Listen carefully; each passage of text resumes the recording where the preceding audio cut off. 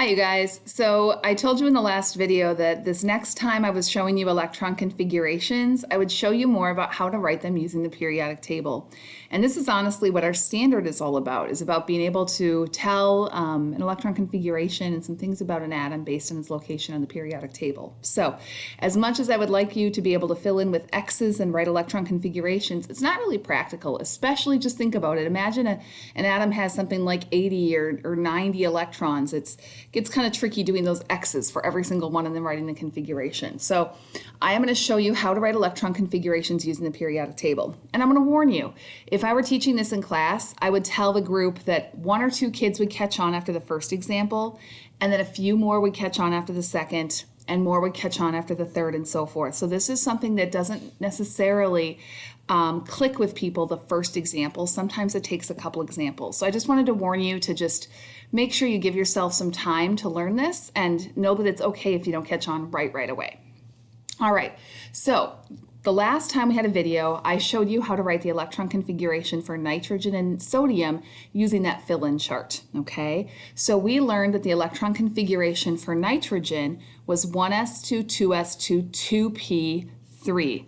So again, nitrogen was 1s2, 2s2, 2p3, and it has 7 electrons. Now I want you to imagine for a second, just imagine, that instead of doing nitrogen, we did oxygen. Now does it make sense to you that nitrogen had 7 electrons, oxygen's going to have 8 electrons? We would just add one more, and 2p3 becomes 2p4. So it would have the same configuration, except instead of ending at 2p3, it would end in 2p4. How about fluorine? It would end in 2p5. How about neon? It would end in 2p6. What about going backwards to carbon? It would end in 2p2. Boron, 2p1. Now I want you to note something else. It's kind of cool. So the configuration for nitrogen ended in 2p3. Take a look at the number over here on the side. There is the number 2.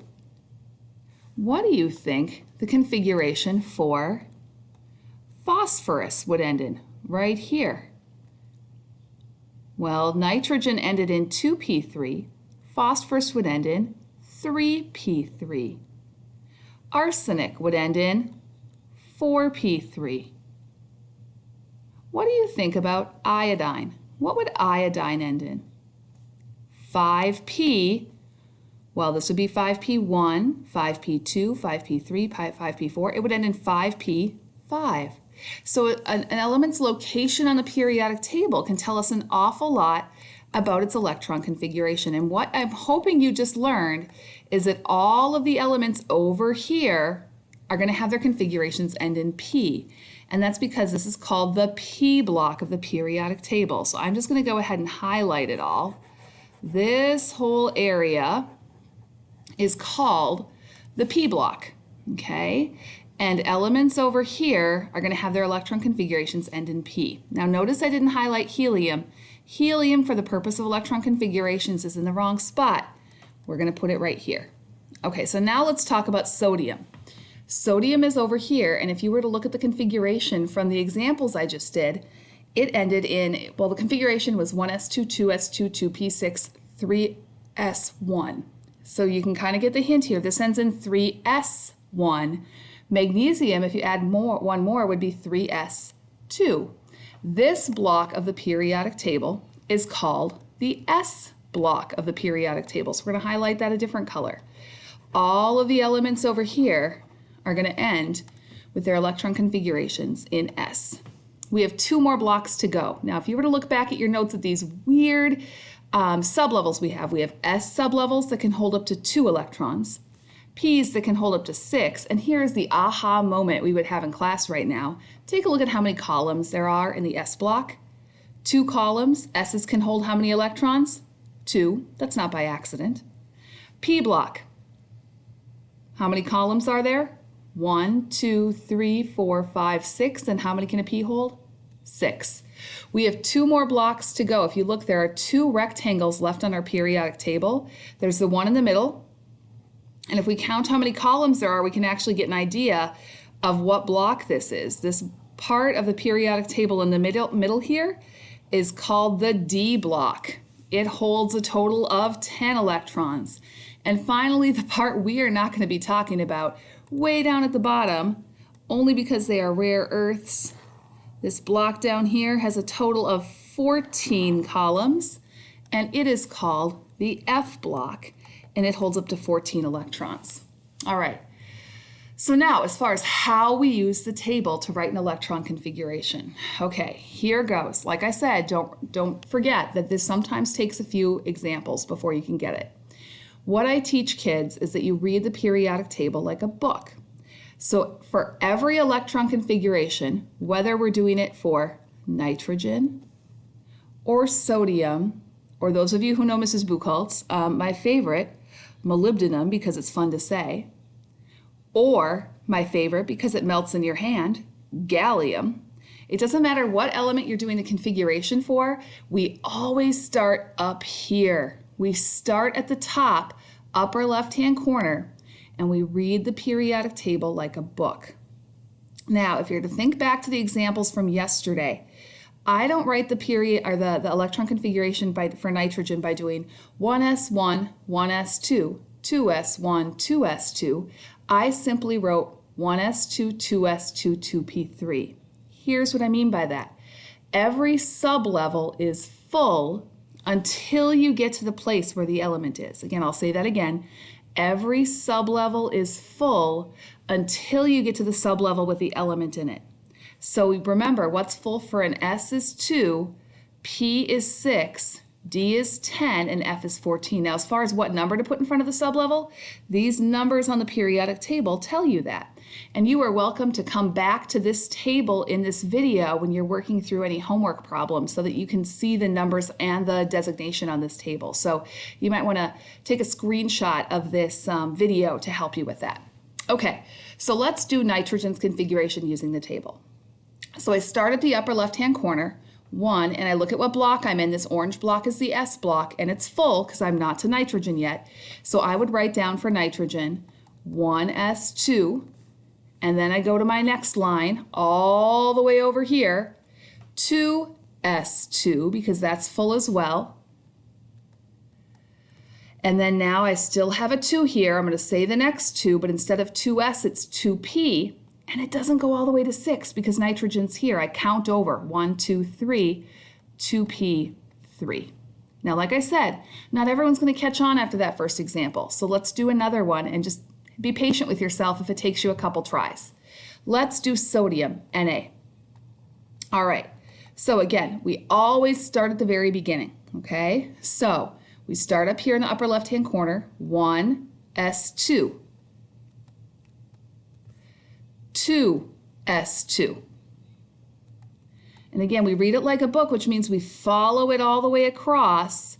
Now I'm in 2 again. I write the number 2 again, but instead of writing an S, I write a P.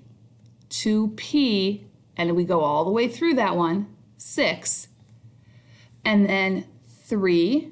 Again, every time I hit one of these numbers on my table, I write it.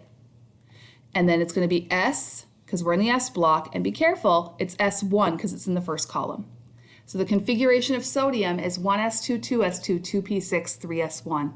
If we were in class, I'd have you guys all say that with me. We kind of go through it together.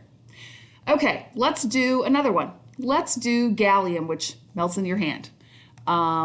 So again, we're going to start at the very beginning. So we're going to start all the way up here again with 1. So we're going to do the configuration for gallium. 1s2. And again, there's nothing over here because I moved helium. So now I start back over here. 2s2. I follow across. I write down the number 2. P6. And then I start over here. 3. And now I'm in the S block. S2. Follow across, 3, P6, and here's where kids struggle, okay? After 3p6, we don't follow the number, so you don't go looking for the next 3, okay? Remember how I said things get a little weird at some point. Instead of going for the next number, you start all the way back at the beginning. So we always start at the very beginning of the line, okay? So after 3p6, we come all the way back here, and it is 4s2. And this is gonna, some of you aren't gonna like this, because after 4s2, do you see how we get a 3 again?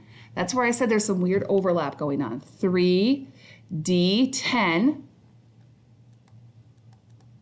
and then finally 4, and I'm going to gallium, p1, because it's in the first one. So that configuration, if you want to follow along, 1s2, 2s2, 2p6, 3s2, 3p6, 4s2, 3d10, 4p1. Okay, we're going to do one more together, and then we'll go from there. Okay? All right, so the one more we're going to do together is molybdenum, right down here, number 42. So again, we're going to start at the very beginning, okay? I'm going to do it out loud before I write it down, okay, so you can kind of follow along. So it's going to be 1s2, 2s2, 2p6, 3s2, 3p6, 4s2, 3d10, 4p6, 5s2, 4, now we're looking at 4 now, d4. So that configuration is 1s2, 2s2, 2p6, 3s2, 3p6, 4s2, 3d10, 4p6, 5s2, and 4d4. That is how you write electron configurations using the periodic table. Now, one quick note, I didn't show you any of going down to what we call the F block. If you were to do something from down there, after 6s2, do you see this star? You would go down here to 4f14 and then come back up to where you left off to the 5d block, okay? But those are a little bit more technical and they aren't used quite as often in chemistry. All right, so that is how you use the periodic table to write electron configurations for atoms. Good luck at working on your packet. By the way, your packet talks about what are called shorthand or abbreviated configurations. I haven't taught you that yet.